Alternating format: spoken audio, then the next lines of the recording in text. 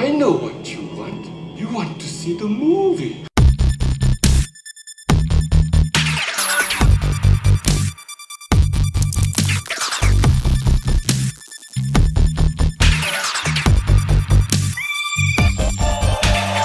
All right, everybody, welcome back to the Real Obscure Podcast. I'm your host, Anthony Duke Wayne Trevino, and sitting here next to me with a sexy pair of headphones on is who? Brandon Talking Pie Freese. And finally, after being gone for 2 whole episodes, we have... Nick Rock Lobster. What's wrong? Is it funny? Is it funny? I don't know. I mean, you said it in a way that was... It's been a minute. It's been a minute. It's been more than a minute. It's been a month. Okay. So, you two, I have some questions for you guys. Okay. Two of my closest friends. Uh-huh. All right? All right. Why do you only look at Brandon when you talk then? You just avoiding eye I'm just contact going to do that with now me? because of your snarky response. Have I read The Great Gatsby? Yes. Okay. Have I read Catcher in the Rye? Unfortunately, yes. Okay. Yes. Have I read the novelization for the film Gremlins? I 100% believe that you have, yes. So, we're all in agreement that in my life I've read 3 books. And I don't know why you guys would think I'm so illiterate that I can't read the writing on the fucking wall about what's going on with this podcast. You send me on assignment to Vegas, right? And I go, and I call in to do the episode, and who's sitting here? Raquel. And then I go through a traumatic situation with my family the following episode. Oh no, we can't reschedule. We'll just have Raquel sit in. You don't think I see what's happening here? Anthony? You don't think I see it? Mr. Freeze, I'm glad well, I mean, Nick, one of us is a real taskmaster here, and he was like, we gotta stay on schedule! Whoa. Don't throw this on me! You literally just passed Nick off to me. You literally took him and then handed him to me. Look. So... I'm not... Look, okay, she is trying to usurp my stool at this table, and you two are helping her in doing that. She is a monster. You are monsters. And I don't even know why I'm here right now. I don't think that's the case. I don't think that's the case. I think she is a substitute when we need her. Mm-hmm. And you going to Las Vegas was a hilarious mishap.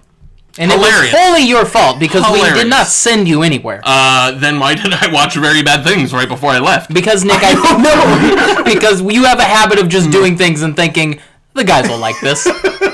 I do that. That is true. So while Raquel is not trying to replace you, right. she is your replacement. She is your replacement. Whoa, hang on. So when you move, we've already had her sign over the paperwork. Whoa, wait. What? So when you move... All right. You know what? I'm going to get in the zone. Okay, we're going to do this? We're going to get in the zone? We can get in the episode. Hey, Nick. I will take this rage, stuff it down real deep, and just let it fester like I do with everything else. Yeah. So it's fine.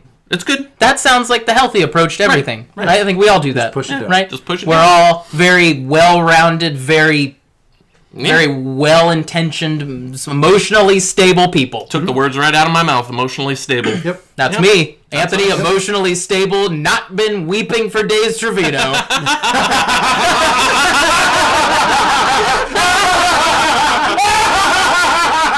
Life is great, and every day is a gift.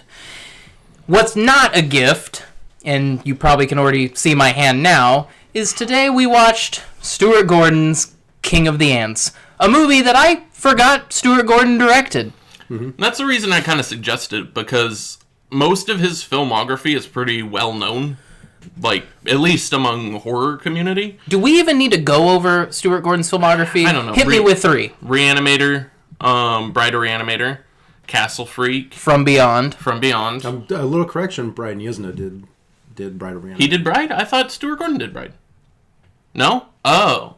Okay. That's why I think Bride ends with the kind of monster mash at the end. It is very Yuzna. It turns into a fucking cartoon. Yeah, that is very Yuzna. Yeah, Stuart Gordon's pretty prolific. Edmund. Robot Jocks. Yeah. Edmund. Robot Jocks. What is the movie he did with Stuck?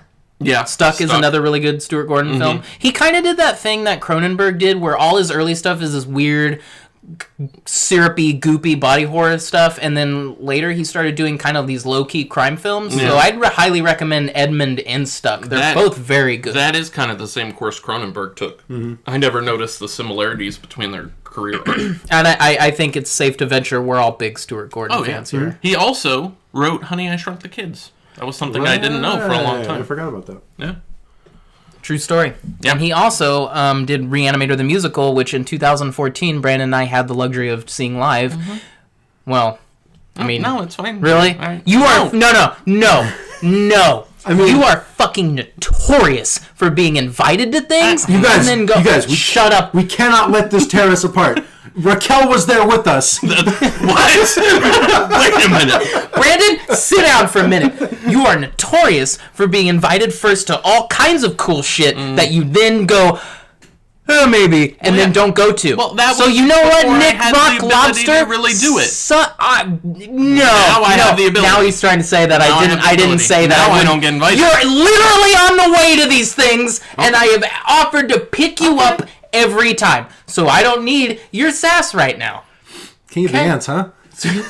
I am an emotional wreck today, and you're gonna suffer for it. Yes. So King of the Ants. Glad you could rejoin us today for the Screamcast. We open on title cards for the production company, The Asylum. Oh, shit! I laughed pretty hard. Asylum does a bunch of stuff, don't they? Like I thought could they not were- be bothered to look it up. Yeah, I think they do a bunch of those kind of like low budgety. They do movies. like transmorphers and Right, snakes on a right, train. yeah. Oh, like so that. they do That's all Asylum. the bullshit. Yeah. The sci-fi original style Yeah. movies. Yeah. You know what? When I saw it work, Snakes Out of Compton. I kind of want to watch it. I might want to watch that. My God. Snakes out of cup. We're introduced to our main character, who's a painter, or I guess a painter, not even by trade, because he even says later on, I'm not really that good of a painter. Yeah, he just does whatever. So he's kind of your all-around handyman, whose name is Sean Crawley, Crawley. Crawley. and he's just painting the house. He's just painting the inside of this room. At the top, we should probably mention this is based on a novel by Charles Hodgson. Who also wrote the screenplay, I believe. Oh, did he? Yeah, I think so. I like the book. I haven't read the Yeah, book. the book was good. I'll get into comparisons later, but I just want to throw out there it is based on a novel. So it's a lot of these, and it's kind of the first time we've had a movie where the credits aren't as boring or as long. I mean, it's someone painting, but it could be worse. So flash forward a few hours, and guy knocks on the door. Crawley opens the door. Who is it? My man, George Wendt. I unironically love George Wendt. Is this George Wendt at his fattest? He's really big in this one. He's is big. large. He's a big man. Yeah. And he is wearing a fucking tie-dye bandana, Yep. Goddamn right he is. a Hawaiian shirt, Damn right. and some fat guy shorts and shoes. Oh yeah, he's wearing some New Balance for sure. Yep. And I am here for George Wendt. Oh in yeah, this he's movie. great. Oh, yeah. He's great in He's this a movie. fucking cowboy electrician named Duke Wayne. Which, come on, man. I wonder where they got that name. I think, this because they movie's just full call of- him Duke as a nickname. That's not his actual name. Right. Okay. But this movie's full of, come on, man. Really? All right. Um, But no, I think he's the best part of this movie for me personally. He's just, but I also, him and Stuart Gordon are like BFFs in real life. Yeah. That's awesome. They were he was in his episode of Masters of Horror, The Family, which wasn't good, but go on. When they were doing, when they were planning the fourth Reanimator, House of Reanimator, he was gonna play the vice president. Oh. Because they were doing that whole thing when it was the Bush administration. They were going to have Macy be the president, and they bring the president Right. back to life. He was going to be the vice president in it. House of Reanimator never happened, right? No. Okay. And he's the one that brought the book King of the Ants to Stuart Gordon and was like, hey, you should fucking do this as a movie. So George Wendt kind of got the whole thing going. Okay. So he was involved in the production from beginning on. He's a man of initiative. Yeah. That George Wendt. Yeah. I can admire somebody reading a book and saying, I think this might be a cool little indie movie. Stay tuned to find out how I feel about how this ends. Oh, I think we already know. And they're kind of getting to know each other, and George Wendt asks him, like, what do you want to do in life? Like, what are your dreams, And I feel like Crawley is almost like a blank slate at this point, because he's like, I don't know, man. Dreams? He's like, yeah, dreams, kid. You got some stupid fantasies. Yeah. Also, Crawley is very, I noticed, I watched this movie 15 years ago and a couple times since, but not in a while. He's reading a book called The Spy. Mm-hmm. And he kind of has this thing about being a detective or private dick. Yeah. And he even says that when Duke's asking him about dreams and fantasies, he's like, car chases, women, all that stuff. And it's like, you're a douche. Yeah. Really? Well, he's kind of your... I'm a kind of a lost dude, but I can identify with wanting to be these hero tropes. Mm-hmm. Hero in quotes. Yeah. But... I feel like Duke is just low-key making fun of him in every scene they're in together. Yeah. And that even comes out later, kind of. Oh, yeah. Yeah. So, we figure out that Crawley, he's leaving because his nerd friend picks him up. Because he doesn't Nerdlinger 2. Nerdlinger 2. Yeah. Probably the biggest Nerdlinger we've had since Caligari, right? Oh, yeah, for sure. Yeah. But Duke says, hey, if you ever need some work, here's my card. No, he asks him for a card. Yeah, he goes, if I come up with anything, I'll give you a call. And Crawley's looking around. He's like, out of business cards, huh? And he's like, right. He writes it down or something. And then he winds up giving him a call later. He gives him a call later at his shithole apartment. Although I don't know how you have an apartment anywhere in Los Angeles working these fucking random painting jobs. These little, that apartment is the size of this apartment that takes 3 people to fund. It's a shithole apartment, and you're still like, how the fuck does he afford that? Yeah. That's... This is L.A. in 2003. Yeah. And I was shocked because the way this movie looks, it looks like it was made in 1997. Yeah. It does look like a mid to late 90s as opposed to an early 2000s. Duke finally gives him a call and says, hey, I got a job for you. You meet me, we'll go see my boss, and we'll get it figured out. Mm-hmm. At the top, I went through this whole movie watching it, thinking that it was Alec Baldwin. No, really? To which Brandon had to correct me and say, it's Daniel Baldwin. Daniel Baldwin. I only know Alec Baldwin 2, Daniel Baldwin, and Stephen Baldwin. Yeah. In Biodome. In Biodome. Yeah. And this starts a series of GTA missions. Yeah.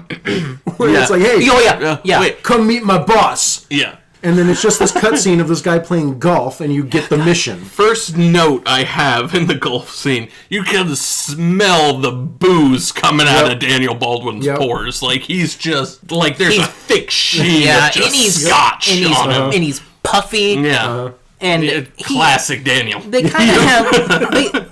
He's this crime boss, bad guy. Well, he's not really a crime boss, though. He works for he owns a construction company. And so, but he's just a bad guy archetype. He's playing golf in a Hawaiian shirt, and then they start having this philosophical conversation, which I want to bring up. Brandon and I did a short film in college with these other 2 guys, and we wrote the script, and they added scenes later that we didn't see until we screened it in class, and there's a scene where they're talking to their boss on the phone. It's just a stupid little crime short, and I don't know if you would even... I don't think you were even in that class with us, but there's a scene where the crime boss hangs up and he just starts smelling flowers. I don't like these crime boss, bad guy archetypes where you give them these little quirks, but they're not really quirks. It looks like you went to a book that said how to write villains. Yeah. You gotta lay it on real thick. Yeah, it's like he unrolls his cigar slowly. Well, it's like when we started filming that thing with Andy, where it was going to be like Most Dangerous Game. We were doing that short film, and we had him in the chair with the cigar, and that reminds me of us. Yeah. Oh, I'm not gonna say that I'm not gonna say we didn't make some dumb shit. But that was us in high school. The dudes that were the dudes in our group in college were our age now when we were in our early 20s, and even then, Brandon and I just were like, I don't know about this. I don't remember this. Seems a little on the nose. Changing the dialogue that I'm still bitter about. What's in the bag? The boss's dirty laundry. Why would it... Anyway, fuck you, Imami. Thank you for coming back to the personal gripecast. I just wanted my 5 minutes to say fuck you, Imami. Okay, he was a chump. But this is the first of many like bad guy monologues. Worst film school teacher I've ever had. Yeah, he was bad. He was bad. So, yeah, you're right. This is the first of a few kind of bad guy monologues that Daniel Baldwin has. I guarantee you these are what he read to be like, Oh, yeah. this is the part for me. Yeah. Is the golf scene and probably the shed scene later. Mr. Crawley. How you doing? Ray Matthews. Play golf? No. That's a shame. Great game of golf. I don't get out here enough. No, I'll just watch if it's all the same. What are you talking about? You're on a golf course, you gotta play. Nice shot. Grab that bat, will you? So, you describe your philosophy on life as, taking care of number one, no? Stupid not to. There you go. These days and times, you gotta do exactly what you gotta do just to survive, right? That's right. And if along the way you had to bend the rules a little, I think I know what you're talking about, Mr. Matthews. what I'm talking about is what's right and what's wrong. Now, I'm not suggesting that we want to do anything that's illegal. But, you know, if you get involved in something that was anti-sociable... Duke, what's the term I'm looking for? Immoral? Exactly. I think he just needed a paycheck. Yeah, I think Daniel Baldwin always needs a paycheck. I think the Alec Baldwin loan factory ran dry. Yeah, right. It's like Daniel Baldwin is just Alec Baldwin's like puffier clone. Yeah. It's like they had just enough DNA left to like scrape out of the bottom of the sample to put in the cloning machine, and that fell out. It was just enough of Alec Baldwin and just enough of Bill Pullman. And smashed them together. All right. Like that would make a human, I can guess. see that. Although all the shit talking, I thought he did all right in this. Like, he's chewing the scenery, but they gave him a script where they're like, be an archetypal bad guy. He's like, I can fucking do that. I'll give the movie credit. It starts pretty fast. Yeah. We jump into the actual story pretty fast. So Daniel Baldwin, whose name I can't be bothered to remember from the movie. Ray something. Okay, Ray not Ray Weiss. It's not Ray Weiss, No. Brandon. It's I see where you're trying to Ray lean. Matthews, right? Yeah. Mr. Because they keep calling him Mr. Matthews. And Ray tells him, it's a simple job for you. I heard you want to be a PI, so I want you to follow somebody for me. Yep. So he gives him the address, and he says, go wait. And this... Okay. He's gearing up for something. oh, here's some real talk. We're watching this film, and he's following this dude, and he's real fucking close, right? Oh, yeah. He bumps into him on the subway. But when they get off and we don't see who the actor is until we finally figure out that it's Ron Livingston, Yes. I was... Yep. My eyeballs blew up in my skull. Yes. I think So he's great. uncredited, right? No, he's in it. he's credited. He's credited. He's credited. But here's the thing. So he follows Ron Livingston on the subway. He follows him kind of walking throughout the city. You have to be pretty fucking dense not to see this dude who's built pretty well, pretty tall, following you around the city. But not only following you around the city, sitting across the street. Yeah. For an extended period of time. Until you leave. Hunched over his bicycle with a hat on in a pretty, maybe not affluent neighborhood, but that's at least upper middle class suburbia. That this random dude is Sitting what there if you're the checking person? out your wife. What if you're the and you person don't in that notice. house? Hey, you're not my fucking. You're not the gardener. You're not. Who? Get out of the front of my house. Yeah. And so he really is the worst PI. Oh, yeah. He's terrible. Yeah. Yeah. He's pretty much bad at everything. So him and Ron Livingston's wife, she comes out and she's saying goodbye. Carry a word. Yeah, okay. Yeah. From Prophecy? Yeah, she was in the first Prophecy. You know who else was in the Prophecy? You wanted trashy. I got you trashy. It was Amanda, you want trashy, all Plumber? comes together. Oh, welcome back to the Amanda Plumber cast. Time's a flat circle. And they share a look, which is strange to me. I've never walked out of my home, seen someone sitting across the street, and just been like, oh my stars. I don't know that they really shared the look. Do you think? Okay. I think it was see in his head. Yeah. Like, she might have looked at him, because we find out later that she did, but I don't think, like, when she's watching him as she's walking into the house, I don't think that actually happened. I think you're right. Because it shows her kind of, like, staring at him and being like, and then it quick cuts to her, like, kissing her kids goodbye and being like, bye, and then walking back. I think that was in his head, because he's like, oh, I instantly have a thing for her. Yeah, because he takes a detour and stops following Ron Livingston to follow her, where Right. you figure out that she works for a homeless shelter.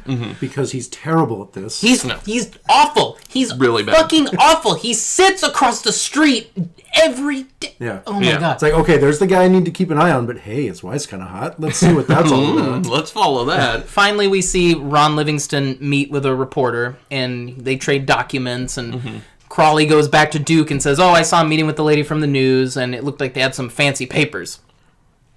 Right? George Wendt is not happy about this. No. He's like, fuck. But all right. and he tells him, good job. Yeah, he says, you know what, Crawley, you're not a pro, but you're all right. You did good.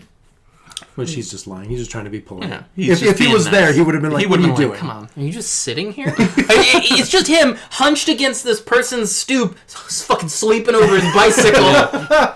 With a bell attached to their front door. Yeah, so ding, ling, ling, ling, ling. It opens up and wakes him No, up. and when he might as well just hook up bells to his bicycle. Yeah. So good ding ding every time he rides around. He finally gets back. Go ahead. Well, no, with just a sign that says, I'm following you. Yeah.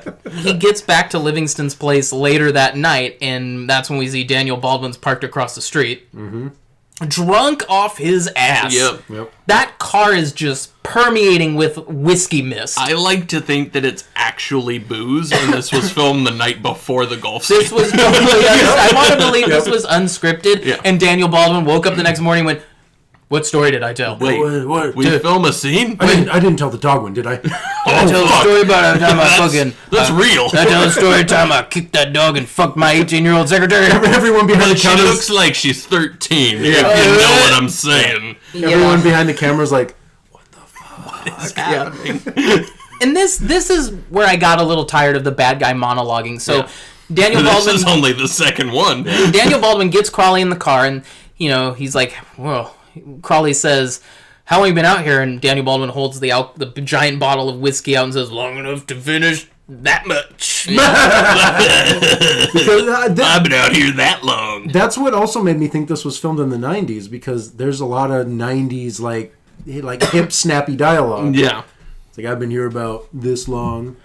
Yeah. Like Jinko jeans and And some REM. some REM.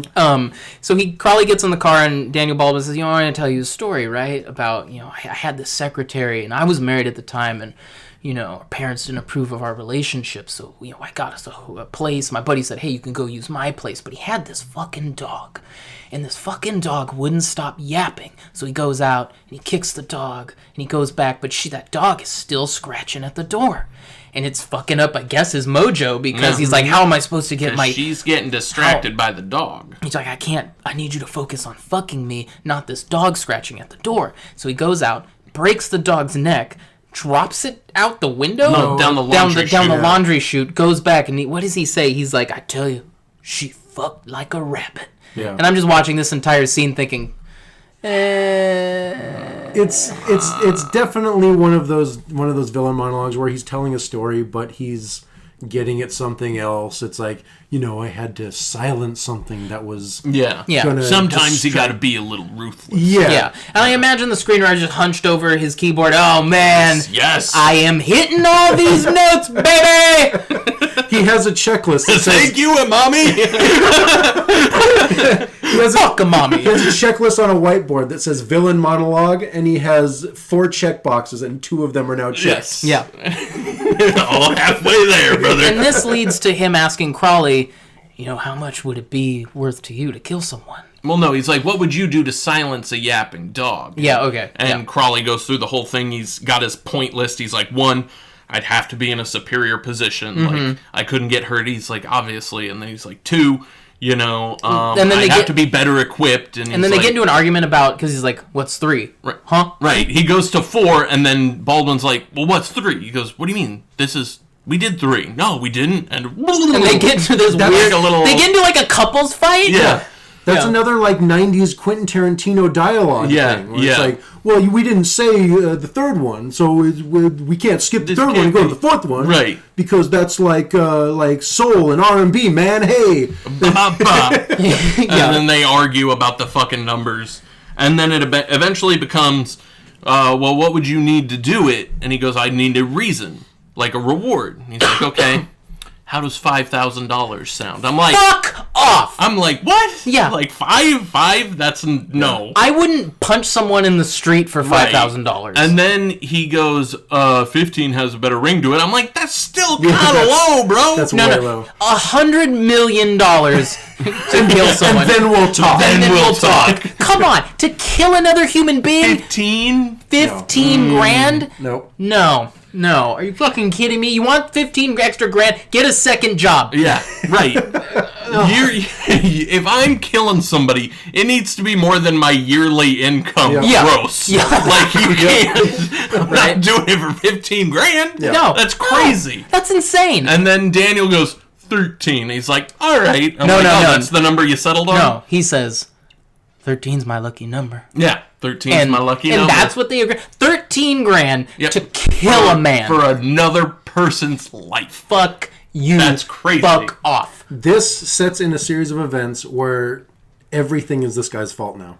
Yeah. He is Crawley? Yeah. Yeah, he's Oh, the yeah. architect of his own demise. Yes. Oh, Yeah. absolutely. The figurative demise. Oh, absolutely. We get some restless, naked sleep. He has some sexy dreams about Ron Livingston's wife, Yeah. where all the sex scenes are just, they're almost like softcore, like old school Cinemax. They get pretty Yeah. graphic. The day of the murder. This fucking guy.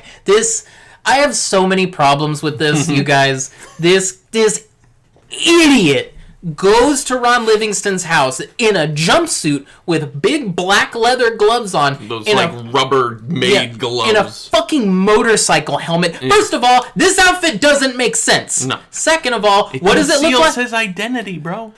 More on that in a second. Okay. Second of all, what does it look like, This Brandon? looks like an alternate costume in a GTA game. Yes, It does. It does. It looks like- So this whole movie is just a GTA mission, right? yeah, pretty much. Yeah. He I rings. never realized that. Brandon, It is. Brandon pointed that out Nailed to me. it. Yeah, and I was, Nailed it. he nailed it. That is exactly what this movie is. He goes to the house. He knocks on the door. Ron Livingston opens it, and he's obviously like, "Can I help you?"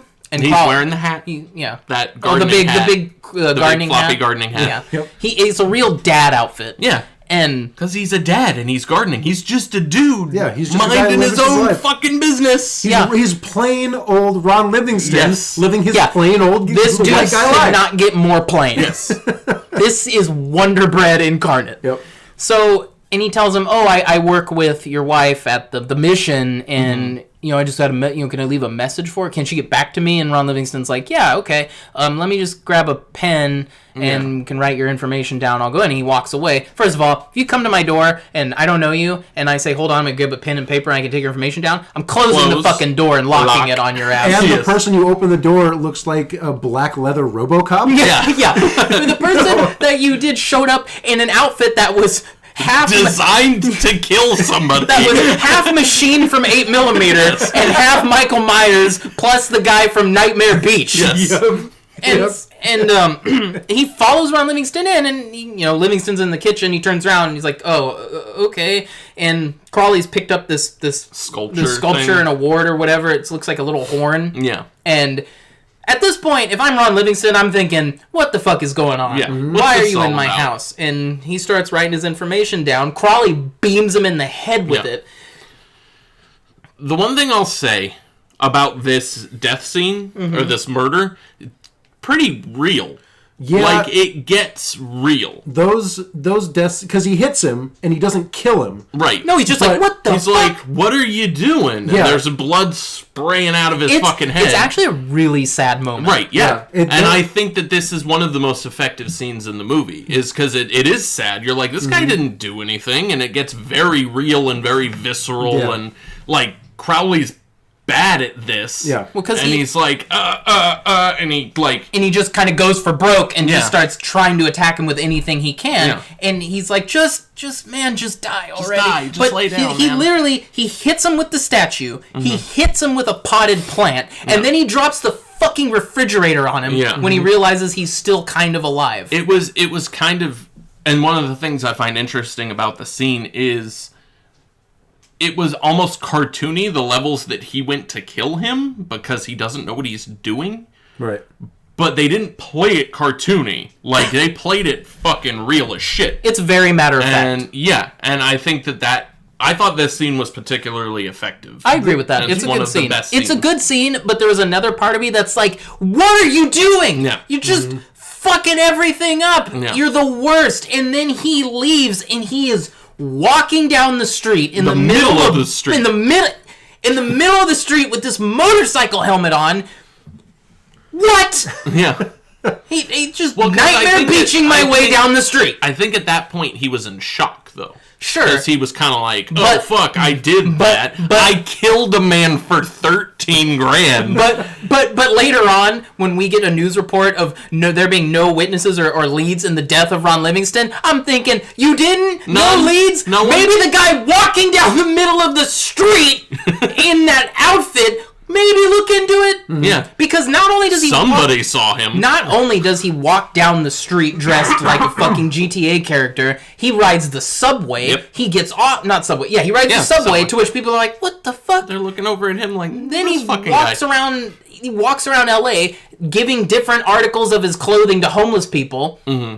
I'd be like, I don't want this. No, even if I'm homeless, a dude hands me a motorcycle helmet, I'm like, this is something. What am I supposed to do with this? Someone was. Is there a head in this? Yeah, I'm not going down for this. No. Right? But going back a little bit, that death, those types of deaths are always a lot more affecting to me.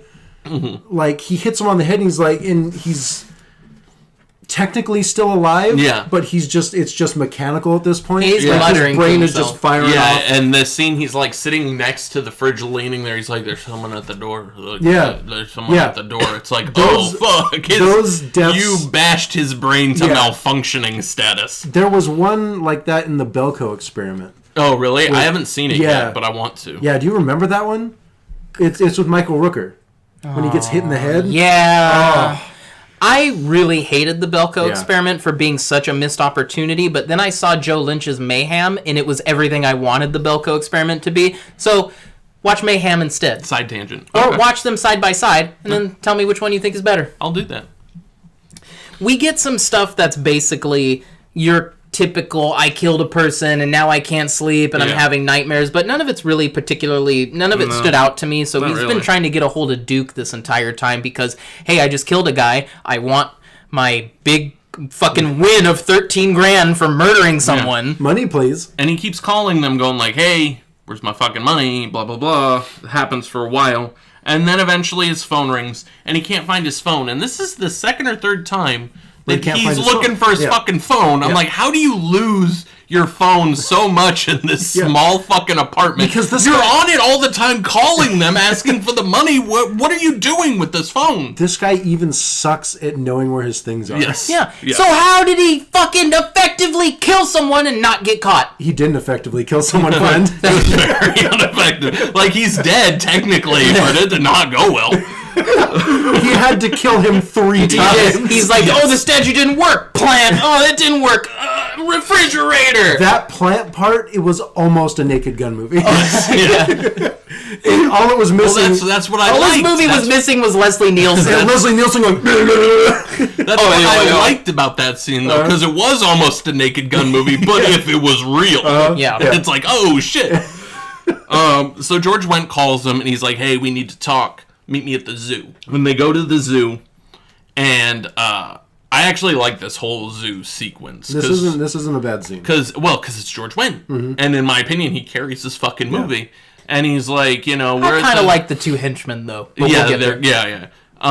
and they're at the zoo, and Crawley's like, where's my money? Where's my money? And Wendt's ignoring him, just being like, you know what you do at the zoo? You try to find out what animals look like you. And he's like, and don't call me a fucking elephant or a warthog. Like, that's cheating.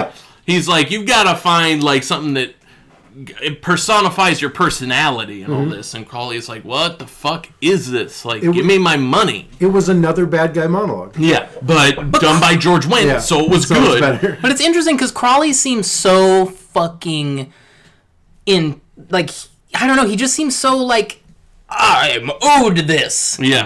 And I'm thinking, fuck you. Well, and that's kind of what ends up happening, because Duke says, well, you weren't supposed to fucking kill him. He goes, well, Ray hired me to him. He goes, why would anybody hire you to do fucking anything? He goes, we hired you to follow him because you suck at following people, which this- is what we've been talking about this whole cast so far. I don't know why this scene resonated with Yeah. me so much, but just think about the idea that it's an interesting character to develop. There's someone who is just so useless, so not interesting, so plain. He's like, why would anybody fucking hire you for anything? And he says it's because you're bad at this. And he goes, we wanted him to see you and rattle his cage and be like, oh, I'm gonna fucking back off of this construction contract bullshit, that thing that's never really explained, that is why he is in trouble. And he's like, Ray got drunk and hired you. We're not paying you shit. And then he just kind of leaves. Or no, they go to the insect house, because he's like, that's where we got to go to find someone that looks like you, or an animal that looks like you. And that's where the ants come in. And my favorite thing now is the George Wendt chokehold. Oh, Great. shit! Oh, yes. My man! The George Wendt Oh, chokehold. and he's like, that's you, Crowley. Yeah, he's you holding are his face ant. to the tank of the ants. He's like, Yeah. that's you, look at him. That could be your fucking brother or whatever. And his voice gets all high, and I'm like, oh, you're so great in this. If only George Wendt could put me in a chokehold. He was going to take this. He could have popped this guy's head off. Oh, yeah, rape. easily. The only way for you to be completely safe is to disappear. I did a job and I want to be paid. Why would anybody give you 13 grand to do anything? But I did it, and I want my money, and I'm not leaving town until I get it. And if I have to make it difficult for you, You're nothing. You're a worthless piece of shit who got involved in something you should have left alone. You don't tell me to do anything. All right. You're gonna get no more money, and you will disappear, you understand? I don't want to ever see you again. And if I do, I can kill you. I can kill you, and I wouldn't even break into a sweat. I could just crush you, and then it'd be over. Like you said, nothing to tie us to you. So go away now. Go. Oh, look. I think I found you. Yeah, there you are. Oh, look, Sean. Look, I found you. I found you right there. You're an insect. A fucking ant. Look, that one there, he looks just like you. And, he explains, you're a fucking ant. You're nothing. You're an insect. And you did, no one told you, and he was drunk, so you fucked up. This is on you. We don't know you shit. He ain't wrong. But I almost wanted somebody to walk in to the insect house, just like, walk in, see it, and just turn around and leave. Yep. And this is when he gives him the advice he should have taken. He from should the have jump. left. Yeah. He said, leave town. Yeah, just get the fuck Get out of here. Just leave. You're not going to get your money. Just leave. Yep. No one's paying you. Yeah. And I might be jumping ahead a little bit, but because he gives him this option so many fucking times. Yep. Like, Wendt doesn't want to fucking hurt this kid. He's like, just go. Just leave. Like, fuck off. Yep. That's all I want is for you to fuck He off. has a way out. He murdered someone. So many and ways he out. has a way to get out. Yeah. And he's like, no, I want my $13,000. He just digs his heels into the sand, and he's like, I'm gonna be stubborn about it. You owe me $13,000 because I killed a dude because your boss got drunk and told me to, and I didn't really think about it. Even if somebody got drunk and told me to kill someone, the next day I'm gonna be like, Is that still is that still a thing? Like, can we talk about this when you're sober? Because $13,000, suck on my dick. Yeah. Well, at least call Duke. Yeah. Duke's been your contact through this whole fucking thing. Matthews gets drunk and tells you to go kill him. After he told you a call story Duke and go, hey, So your weirdo boss... is this what we're doing? You're at your job. The CEO of the company comes to you and says, hey, do this crazy thing for me.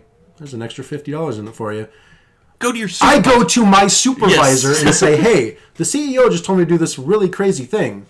For 50 Should I bucks? do that? Should I do that? I mean, technically he's the boss, but you're my direct superior, so maybe you should tell me what's up. Maybe, I don't know, how would Hugh have handled this situation? How would Hugh? you have handled it? Hughes Matthews. He's the top dog. But I feel like Hugh would understand that this was a bad idea. Well, yeah. Hugh doesn't strike me as Oh, a drunk. fucking Hugh! Hugh. Oh, we're talking about that guy. Oh, I'm pissed off all over again. Hugh doesn't strike me as a drunk, but you know who is a drunk? Haggerty. That's right. Not anymore, though. He kicked that demon. Once a drunk, always a drunk, bro. He built up that character that Hugh had never had to once fight a drunk, for. always a drunk. Once Never a had to cheater, fight always for a it. cheater. I'm so glad you turned around on the Hugh argument. It's okay. You both can be wrong. Okay. All right, so next scene is we go to the Humane Society, Humane Society, huh? The Humane Society. Just toss it rubbing in it in. where Rubbing your nose in it. Crawley's nerdlinger friend works. Yep. And he's like, hey, I want to give you this. He's like, hey, man, here's all this information I collected on the guys who hired, who hired me to kill this dude. He doesn't tell him that outright, but he's like, here's all the evidence that you need. Hold this for me. But that's a dick move. That's like, hey, Brandon, I killed a guy. Can you just take this backpack? Don't look in it. Just take this backpack. Hey, can you take this wet backpack? Don't open it. Don't. Yeah, no. Anyway, bye. But like, he gives him the envelope or the file folder. He's like, here, just hold on to this for me. You know, the whole thing. If anything happens to me, hold this. And then George Wendt shows up, and you texted me when you were watching this. And I agree wholeheartedly. The one thing we needed in our lives that we hadn't had until this point, and now we're all fulfilled, is the George Wendt foot chase. Oh my goodness. Because he is just chasing after this guy who's in good shape. Yes, he's Crawley's running in at good full shape. blast down an alleyway, and here comes fat George Wendt just like the Boulder and fucking Raiders just barreling after him, having a hard time. It is a beautiful sight, and I was watching it alone in my kitchen making dinner, and that scene came on, and I just had one thought. God, I wish I was watching this with the guys. Because this is gorgeous. That scene is fantastic. I have to imagine right before they shot this, George pulled Stuart Gordon aside, and he said, Stuart, you got one take with this. Yeah, one take, and that is it. After this, I'm going to be catching my breath for the rest of the day. Yes, this is the last shot of the day. And, and when he first sees Crawley, he's like, hey, Sean. And, Sean starts running, and Duke's like, what are you doing? Like, hey, wait. He just wanted to trying to talk to him. And he starts running, but then Duke's chasing after Crawley, and the friend tries to jump in, and George Wendt just goes, he pulls his fist back and does a, and the guy's like, oh. I don't want to get punched by George Wendt. No. That's a one-way ticket to Death Town. There are two types of strong people. There's the, buff, fit, strong people, and then there's big fat dude strong. Yeah. And I have known some big fat dude strong people, and I would not want to get punched by them. That's the or difference, put in a chokehold. That's the difference between Colossus strength and Juggernaut strength. Yeah, right. Or Blob strength. Or Blob strength. Because Yeah. Blob's strong. He's a big fucking dude, but he will cracker. lay you out. Yep. And that's what George Wendt is. And he chases him, and they wind up in the parking lot, and there's this van. George Wendt. Do the guys jump out and grab him? Yeah. And then Wendt's like, hey, last chance. You gotta fucking leave town. Here's a ticket to Chicago. There's a guy in Chicago that's gonna give you your money. Well, hold on, Nick. They throw him in the van. No, he wasn't in the van yet. Oh. This is just after that. Because he goes, go to Chicago. Get the fuck out of here. There's gonna be a guy with your money. And Crawley goes, well, I've given the folder to somebody, and, well, you know the story. If anything happens to me, that information might get to the wrong people. And I think it mentions you, Duke. Yeah, and then Duke throws him in the fucking van. Yeah, George Wendt, up until this point, has had the patience of a saint. Yes. He's like, look, I don't want to hurt you, just leave. Giving you a ticket to Chicago. Those aren't super cheap. And he's giving you something to go. And it's not like he has anything to go home to. He has a shithole apartment. That's what I was going to say. Right. He has no reason to stay. Yeah. And that's even what his nerdlinger friend says. He's like, just go, dude. Like, you got nothing tying you here. Just leave. Dude, just take off, be glad you're not murdered, and we'll call it a day. Yeah. Yep. And I hope I never see you again. Goodbye. George Wendt throws him in the van, gets in the back with him. He's like, where's the folder? And Crawley's like, you can beat me up all you want. He tries to joker him. Yeah. He's like, you can beat me up all you want, but at the end of the day, I'll still be alive. And You're going to have to play my little game if you want to save it. If you want to save Matthews. Yeah. And then Wendt's like, this fucking shit, and he walks over and sits on him. Oh, yeah, that's it. It's so great. Yeah. Wendt just sits right on him, and Crawley's like, oh, fuck. I didn't take you sitting on me into account. Here's where the file is. Give me the ticket to Chicago.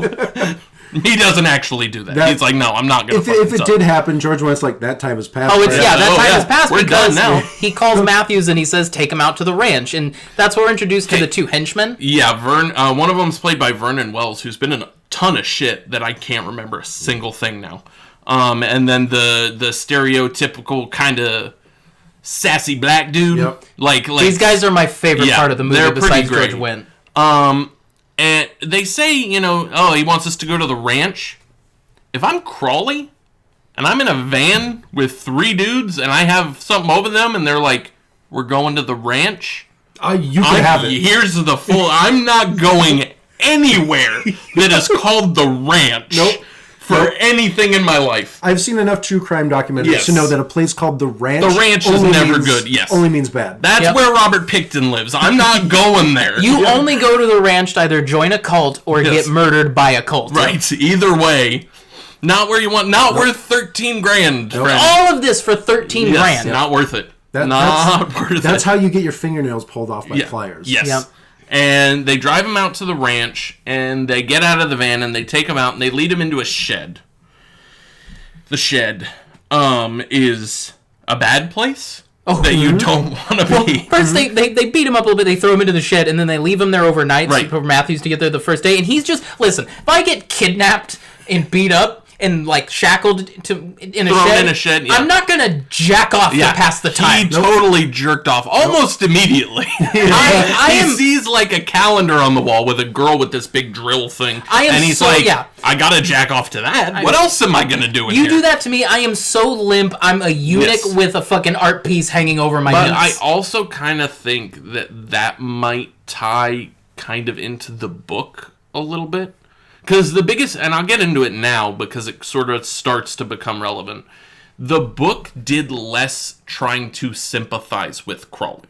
Okay. Because the movie tries to sympathize with him. Because the movie makes me hate him so much. Right, but I don't know if that's the intention. You think the movie... I think they're kind of like, oh, this is a guy that got in over his head and this and that, blah, blah, blah, blah. We got over his head because he's a fucking idiot. But the book is more like, this dude is a sociopath that doesn't know he's a sociopath yet. That sounds interesting. I would read that. The book is good, and that's kind of the thesis of the book. Is this is he's a cold-blooded killer that doesn't know he's a cold-blooded killer. Okay. So I think that him jacking off in the shed is like he's so detached from emotion that it's only the carnal shit that really gets him going, and that's why he's like, even though he's been kidnapped and had George Wendt sit on his back, he can still jerk off in the shed because he doesn't have a connection to the emotional part of his brain. Or at least that's kind of how I took it, because I thought the same thing. Why the fuck are you jerking off? And then I thought about the book and how they kind of characterize him. I'm like, it makes sense for that Crawley, not movie Crawley. Yeah. And that seems to be kind of the one thing with this movie is they crossed a lot of wires as far as book Crawley and movie Crawley. And they tried to do both, and they didn't quite nail it right. Or at least that's my opinion. I can see that, and that makes sense, dude. So, the next day, Daniel Baldwin shows up. Bad Guy Monologue 3. Monologue 3, and I don't fucking remember what he's even talking. Oh, and he tells the story, right, about the guy who was what? He was working on a construction site, and a pillar comes in and knocks him in the head. Which is common. Yeah, it'll happen. But Dino's like a fucking vegetable now, and he can't fucking think or talk, just drooling all over himself, blah, blah, blah, blah. So that story leads to his master fucking plan on how to deal with Crawley. I have some thoughts about this plan. Yes, there's a lot to unpack here. His plan is, we're going to wrap this piece of mattress around your head and bash your fucking head in like once a day, every day, until you're Dino. And in the movie, they use a golf club. In the book, they use a cricket bat, which is very different. But this whole thing, this is kind of the one, if anybody I know that's watched King of the Ants, one of my other best friend that's not in this room watched it with me for the first time, and he's always talking about, oh, you're going to get King of the Ants, which is you're going to get tied up in a shed and have your head bashed the fuck in. And it's very disturbing and all of that, but this being his plan, I can think of one sentence that Crawley could have said that could have gotten him out of all of this, which is, hey, the folder, man. I said if anything happens to me, this is something fucking happening to me. I'm gone for days. That shit's gonna come out. Yeah, that's all he had to say, and fucking even Daniel Baldwin would have been like, "Ah, fuck!" Like I didn't even think about that. But that's the thing I was telling Brandon earlier was if the whole plan is to just make him mentally handicapped, to brain damage him to the point. They're fucking themselves anyway because then they're never gonna know where this shit is. Right, right. Like none of this plan really makes sense. But I also think that kind of ties into they're not mob guys. They're just a bunch of dumb construction workers. Right, they're a bunch of dumb construction workers that did a bad thing to embezzle money. But I think the movie wants you to see them as crime guys. If I had gotten more of an impression that, it's a bunch of dumb construction workers doing something they're not used to, I would have given it this dumb plan more leeway. And again, I think that's another thing they kind of cover in the book a little more, is that they're not mob guys. They're just construction guys that got in over their heads, and they're like, well, fuck, how do we deal with this? We don't know what we're doing. Crawley doesn't know. It's a book about a bunch of people that don't know what they're doing. And the movie is too, but instead of it coming across that way, it comes across as poor writing. Because it's like, oh, well, this doesn't make any sense. This doesn't make any sense. And meanwhile, fucking Hodgson, I guess he wrote the screenplay, right? Yeah. I just picture him in like a hotel room going, "You're not getting it! You don't get the point of this book!" I mean, he wrote the script, though. Yeah, I know, exactly. So it doesn't make sense. Because in the book, it makes sense. And in this, it's like, no. Yeah, because if I'm that nerdlinger friend, and you've been missing for days. File, he's like, hey, if I disappear or something happens to me, do this, like, send this to the media. Yeah. 2 days pass, I'm like, well, I guess I gotta go to the news station. even like, because they keep him a while. Even a week. If he's gone a week, you do something with that file. That's your only job, nerdlinger. 24 hours. If I don't hear from you within 24 hours, I'm going to the police department. Right. So I don't understand why they thought this was a good plan. But that's the plan they do. And they beat the fuck out of him. Oh, yeah. It's rough. What did you say, Brandon? They beat him so much that he turned into what? The Toxic Avenger? He turned into the Toxic Avenger! Yeah, he has like a bulgy eye and his mouth's all fucked up. Yeah. And this... It's weird because this whole sequence with the hitting him in the head, I think is one of the better parts of the movie because it's so fucking brutal that it like stands out amongst a lot of movies I've seen. Like, it's become... Getting King of the Ants has become an inside joke with me and one of my friends because of how brutal this is. But then it's intercut with these weird hallucination scenes. Well, you have to be reminded that you're in a Stuart Gordon movie. Right. Yeah. And it's like I guess because his brain is getting so damaged that he's having these, like, really trippy hallucinations that I don't think fit. Yeah. They were weird and they didn't work. Like, there's one of Carrie Wurr as a giant, chubby, spiky monster like person. A flesh monster. Like a flesh monster that's eating her own shit for some reason. And Stuart Gordon movie, man. I guess. But it's like, all right, whatever. Because when that showed up, I'm like, oh shit, is this the rest of the movie? Yeah. And then it was just a hallucination. I'm like, oh man. Brandon messaged us in the thread going, this movie took a turn. And I knew it was the shed. And it gets to the point, they're doing this for a long time. And Crowley's getting really fucked up. And there's a point where they're in the shed and went and I hate keep calling him Sassy Black Guy, but that's the only way I don't think they said his name, or if they did, I don't remember it. But they're arguing over who hits him this time, and Crowley just he's in his shit covered underwear, and he's just fucked up, and he sits down in the chair and he starts wrapping the piece of mattress around his head himself and like tying it off because he's so fucked up and conditioned that it's time for me to take my medicine, and he just starts, like, that is affecting. Yeah, absolutely. Like, I think they did that really well, and that he's so far gone that he's been conditioned to the point that, Brandon just passed me his phone, and the actor's named Lionel Mark Smith, so I'm just going to call him Lionel from now on. Because, of course. And he's so conditioned to the point that he's tying it off himself, like, that's fucked up.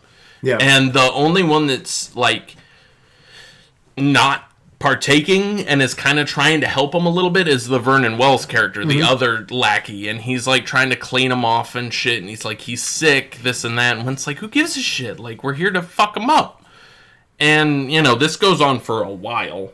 if I remember correctly. It does go on for a It goes on for a long time, and it's a lot of the construction worker henchman with the axe, like it sounds like he's Australian. He's Australian, yeah. Being like, come on, guys, can we not beat the shit out of him another day? He's sick. He's shit himself. He's crazy. Well, and they're out there dicking around. And one of my favorite scenes is George Wendt and Lionel just having a good old dicking around time. They're chasing each other around, spraying each other with beer. and Crawley's just like kind of on all fours in the dirt, acting like a dog. Yeah. Mm-hmm. He breaks one of the bottles and starts to cut his own neck open. Yeah. Because he's just fucking Because he's gone. nuts. Yeah, because he's crazy. But I have a lot to say when we get to the other stuff about this in particular. Yeah, there are a few things that Megan pointed out to me, because she didn't watch it with me, but she had me explain it afterwards, and this is a difficult movie to explain and not have the person you're explaining it to go, what? Wait, what? Yeah. Like, that doesn't make any sense. So, they're wailing on him and shit, and then at one point they go, Vernon and Lionel go into town to get Matthews, or they leave. Oh no, they go to get more beer, and they leave George, because of course, and they leave George Wendt in the shed with Crawley. Mm-hmm. And Crawley is like on all fours, like growling at him. Yeah. And he's like full feral now, and he lunges at Wendt and just bites his fucking throat out. Yeah, he does. To death. And that was one of the first things Megan commented on, because she's like, Georgie's got a big neck. It's true. You think that he's biting through that fucking neck with his teeth? Like, human teeth are not meant to bite through raw flesh. George that is Wendt on a hide? Right. Yeah, George Wendt hide. Like biting a chunk off a rhinoceros. Like, no, he's not going to be able to do that. But he does, and he dies, and then Vernon and Lionel come back, and Ray is with them. Mm-hmm. And Crawley is out of the shed now, and he's like, fucking mumble voice. Yeah, mumble mouth. It's like that X-Men, going back to X-Men, because we always fucking And I didn't know if you heard on the last episode, we're going to start a new podcast called X-Boys. You down for that? I heard about X-Boys when I wasn't here. Zap, zap, zap. So you don't want to be on X-Boys? I'm not saying I'm not going to be on X-Boys. Okay. If anybody's going to be on X-Boys, it's going to be me. But a lot of feelings about Arcade, okay? Yes. He's my boy. That's right. But at this point... You're so great, Nick. Now it's just, welcome to the Anthony Nick Flirtcast. All right, well, goodbye. Bye, Brandon. Brandon's wrapping up. I guess we'll replace him with Raquel. So wait, now I'm interested where you're going with the X-Men episode. There's that whole arc where Wolverine goes feral. Yeah. And that's kind of what this guy is. Yeah, he's feral. He's just a feral Wolverine because he's just biting everyone for a couple weeks. And then for a couple weeks. And then we'll get to that. So the van pulls up and he grabs this cinder block and chucks it at the van window.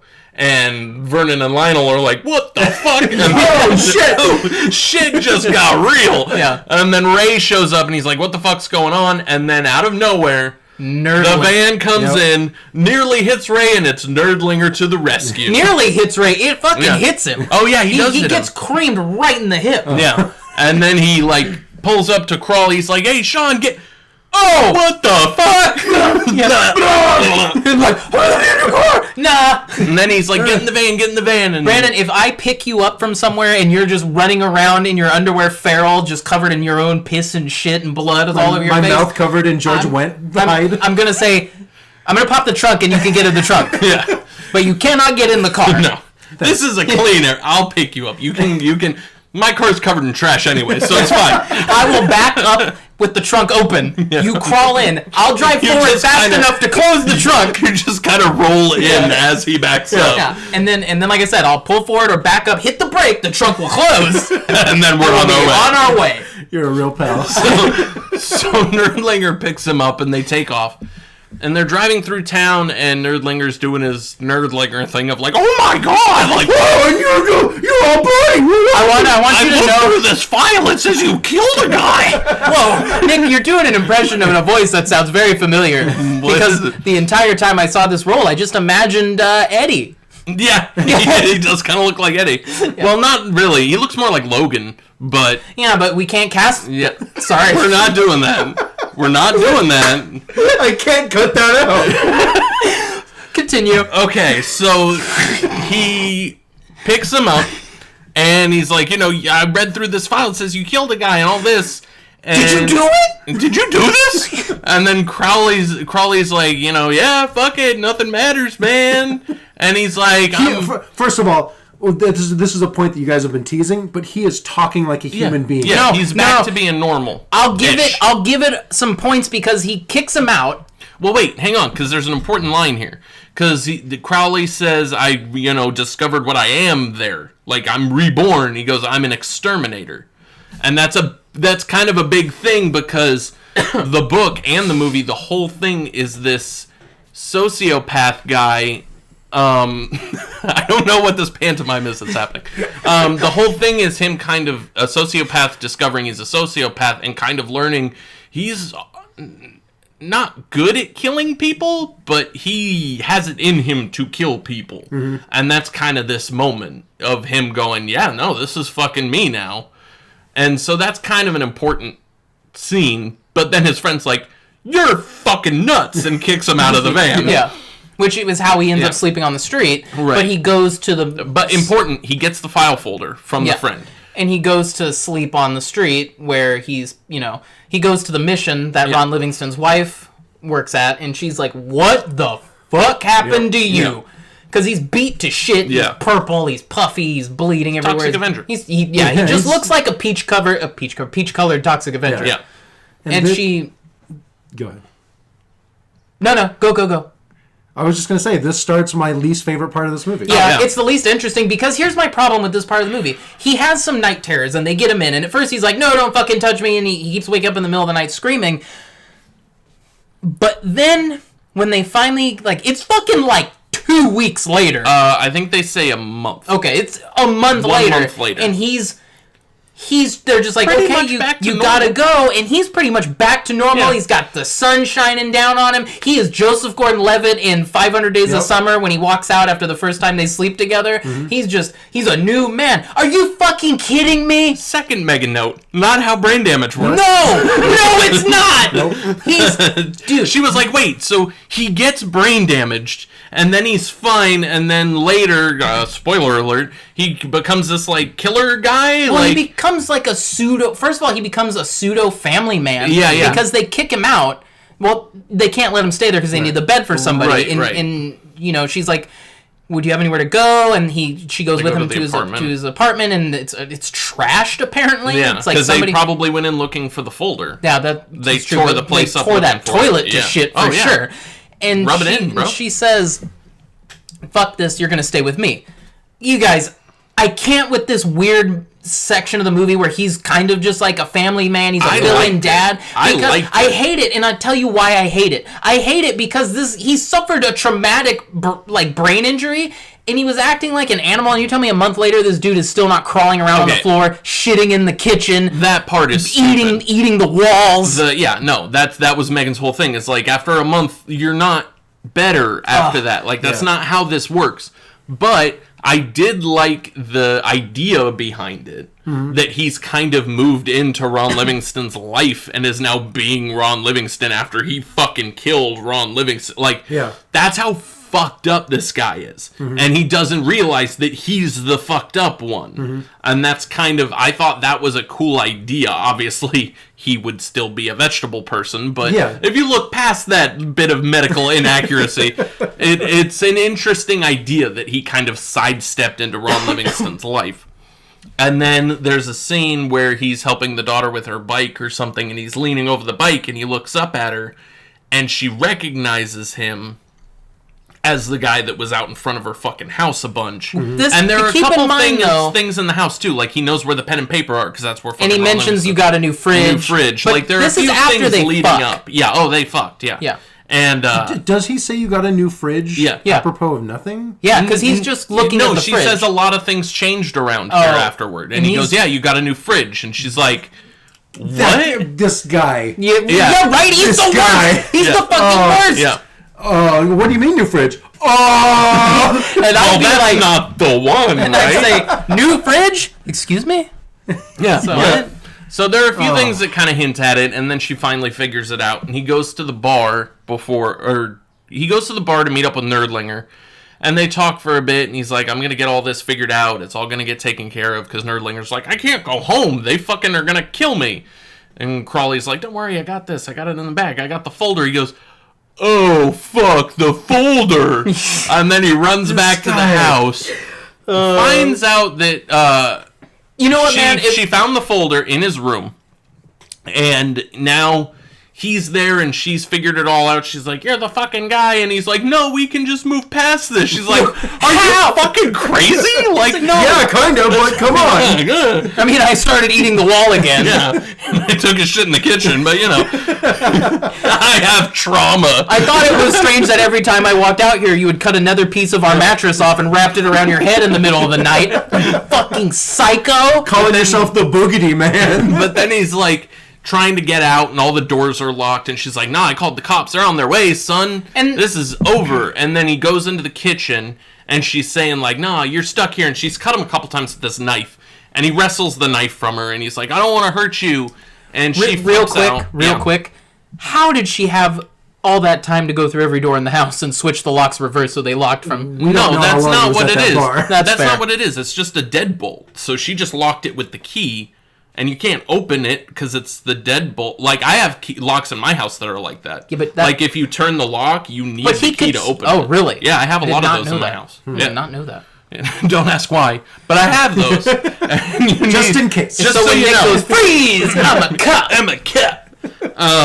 So they're they're a prostitute. they're in the kitchen, and she's like, no, you're not leaving, blah, blah, blah, blah. And he grabs her, and he shakes her a bit, and she hits her head on the wall and dies. So her Hang on. Megan note number 3.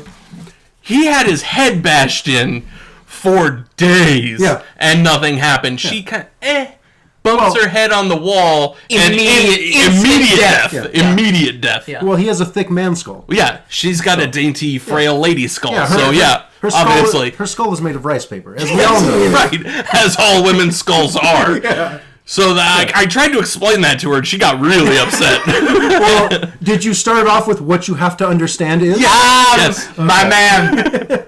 What you have to understand is her skull is rice paper, because all you ladies are frail and made of glass. Yeah, what you don't understand about women is... Right. You're all made of fiberglass. Win really well. Fiberglass and feelings.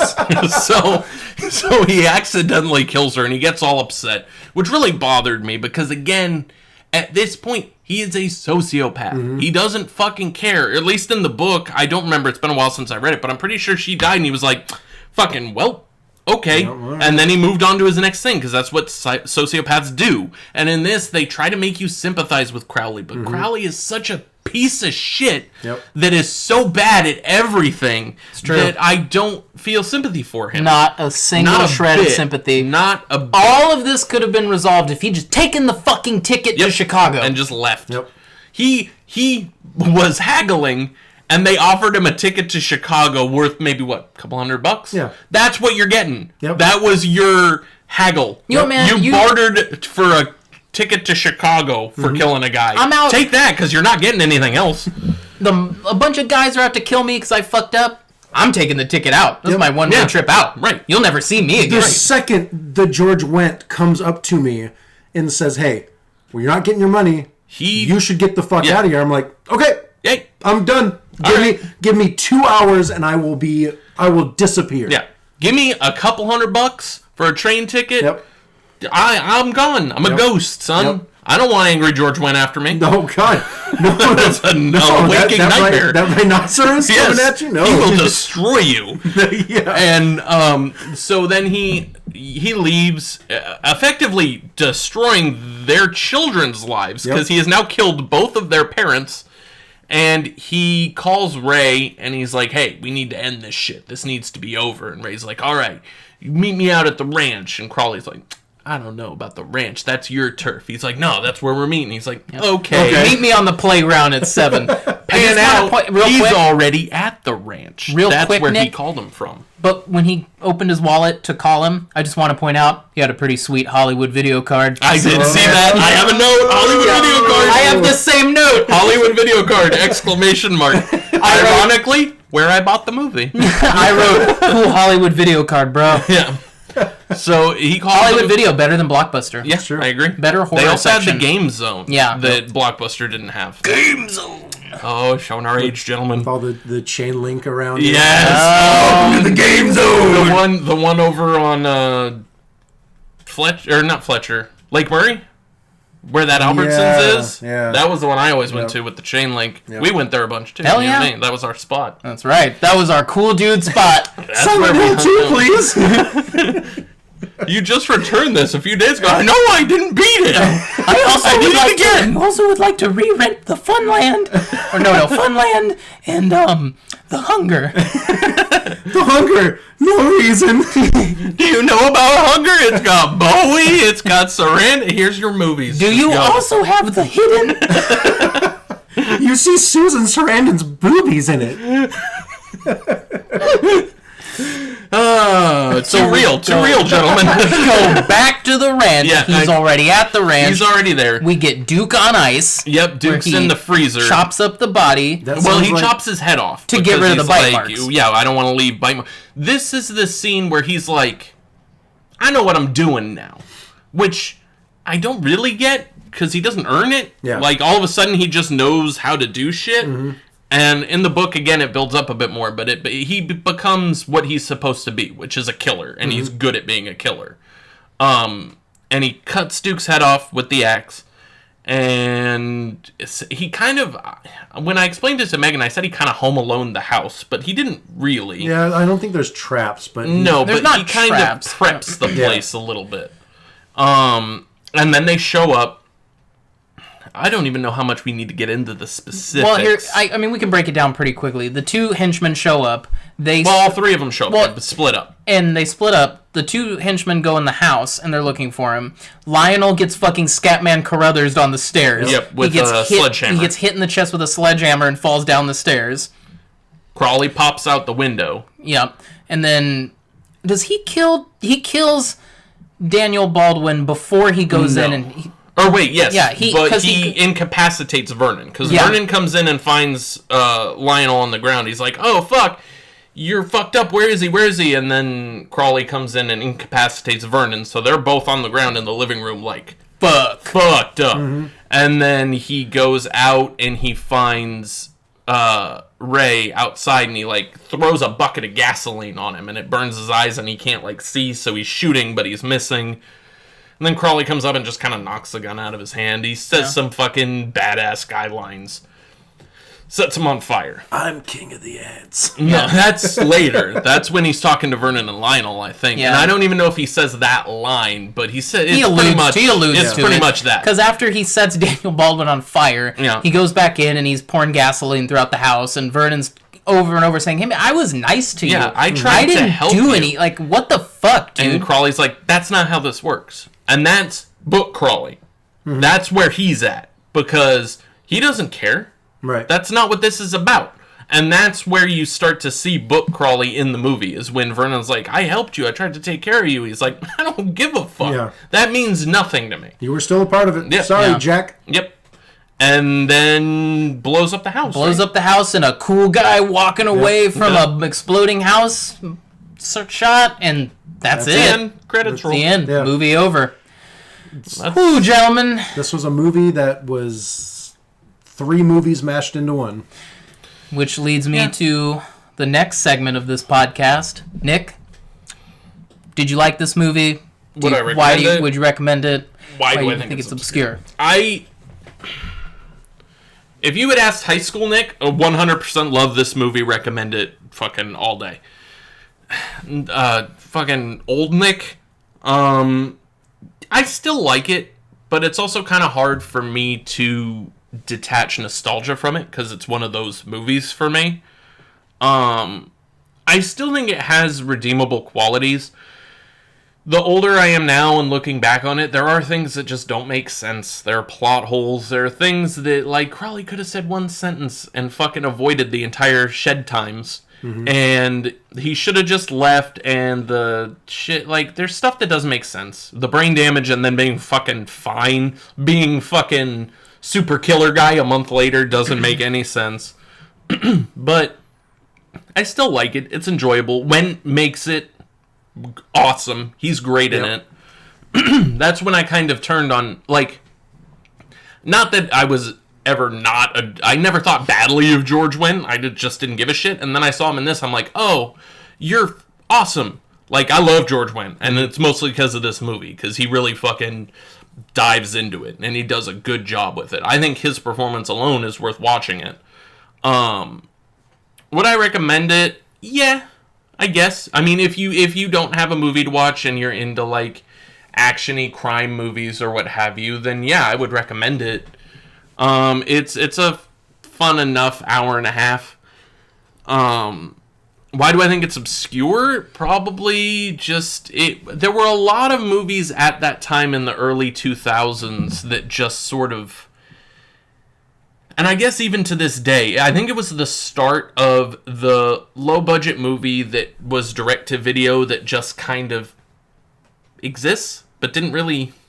Like, I see them every day at work, and I see them all over Amazon. They're little fucking no-name movies for the most part that just, they get made and they get churned out and then nobody sees them and that's it. And I think this was kind of the first wave of those, was they made it, they didn't release it theatrically, there wasn't like a ton of fucking press for it, like it was just, yeah, Stuart Gordon made this kind of crime movie and there it is if you want to see it. Like, I think that's probably why it's obscure, is it was that first kind of big wave of new direct-to-video movies. Because direct-to-video movies back in the 80s, that still kind of meant something. Like, you know, the direct-to-video, even the Puppet Master movies, and most of the Full Moon shit was direct-to-VHS. I think that's the difference. Direct-to-VHS as opposed to direct-to-DVD. Yeah. I think there's kind of a separation there. And this was that first sort of wave of DVDs. Brandon? I probably wouldn't recommend it. It was a frustrating movie for me. George Wendt is great in it, for sure. Did you like it or did you not like it? I don't even know if I would say I liked it. It was more frustrating than I got any joy out of it. But yeah, I think it's obscure because Stuart Gordon deals with usually weird stories, and I mean most people know about Reanimator, but I think this movie the subject matter is pretty weird and out there, and I think people generally, even me sometimes, have a hard time watching scenes with like real seeming violence. And that coupled with kind of a low budget and kind of the weird subject matter, and you know, I think that's why it was obscure. I probably wouldn't recommend it. I'm probably never going to watch it again because I just don't have any reason. I mean, I'll watch that foot chase forever. Just record that on your phone and upload it to YouTube so you can enjoy it at your leisure. What we really need is a GIF of that for the Instagram page. Oh, yeah, we do. Yep. Go, what? Get the bag, All right, so now Anthony, I think he's got a lot to say because he looks like he's ready to go. That's my joke. I just look always prepared, and I'm never prepared. Did I like it? I think I like more what the movie was trying to do than what the movie ended up being. I feel like kind of in the same vein as Brandon. It's 3 different movies smashed together. I don't think Crawley deserved that almost moment of redemption in Ron Livingston's wife taking care of him and him kind of having a chance at seeing what a normal life is like for a little bit, because at that point he'd still be suffering massive trauma, and I just don't buy it. And there's a lot of things in this movie I just don't buy into, primarily that. I think if you want a better version of this type of vibe in a Stuart Gordon movie, you're better off watching Edmund or Stuck, because it deals with characters who are shitty. But there's a humanity with a lot of those characters and a more of an understanding of why they're doing what they're doing, because Crawley starts as this blank slate, and he's an insufferable prick from the start. Mm-hmm. He's just an unlikable douchebag. Extremely unlikable from the start. So, like, I like what the movie's trying to do, but I don't enjoy the overall execution. Too many fucking bad guy monologuing. Too much bad guy monologuing in this fucking movie, you guys. Why do I think it's obscure? Because it's a Stuart Gordon movie, and that's not me throwing shade at Stuart Gordon, but I don't think anybody outside of people who are fans of other Stuart Gordon movies would really associate this with Stuart Gordon. Like, we have a friend who likes Robot Jocks, but I don't think he's probably seen this or any of them from Beyond. I think there are better Stuart Gordon movies you could watch. It's also not the worst one. Would I recommend it? No. I wouldn't recommend it outside of maybe a classroom setting where you could kind of use these papier-mâché characters to present archetypes. The villain, the sociopath, the henchman.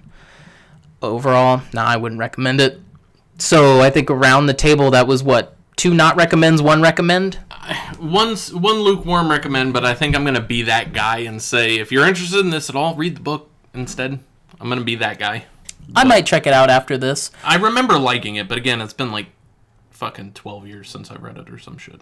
All right, gentlemen, is that it? We wrapping it up? Yeah, I think so. I think we got some fun stuff planned coming down the pipe. Yeah. Next episode, let me tell you guys. Wait, I don't even know what it is. We're going back to the early 90s, and we're taking an all-boys trip because we're doing Judgment Night. Oh, yeah. Oh, shit. Yes. Yeah, we're doing Judgment Night. Woo! I am so excited for this movie. I haven't seen it. Anthony sent me a trailer, and I'm like, how the fuck did I not know this movie exists? Dude, this is one of the first crime films I saw as a kid, and I was like, I fucking love Judgment Night. When you sent me the trailer, I'm like, this is what this podcast is for finding fucking rad movies that nobody's heard of, because I've never heard of this, and I'm rigid. I'm ready. That's crazy to me. All right, well, I'm Anthony Trevino. You can find me on Instagram at AnthonyT697 and on Twitter, AnthonyT697. Sitting next to me, as always, is my beautiful, beautiful soulmate, Brandon Talking Pipe Freeze. You can find me on Instagram at Brandon_Freeze. Look at my premium content. It's pretty fucking premium. Oh, shit. Do you have premium Snapchat?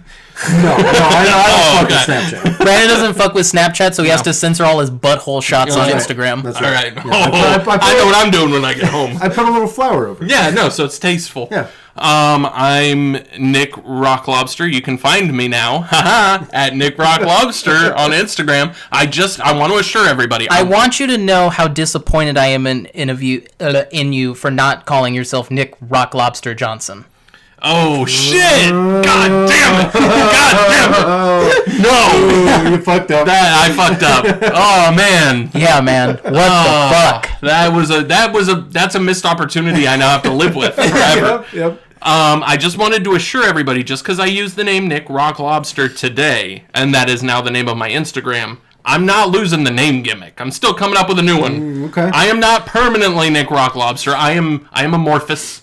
I change. You contain multitudes. Yes. So the name gimmick is staying. I just liked that one a lot, but now you had to fucking ruin it, and now it's a missed opportunity. Well, that's what I'm here for, baby, to ruin everything. That's what I do. Yeah, all right. I'm an exterminator. God damn it. All right, that's it. Good night. Bye.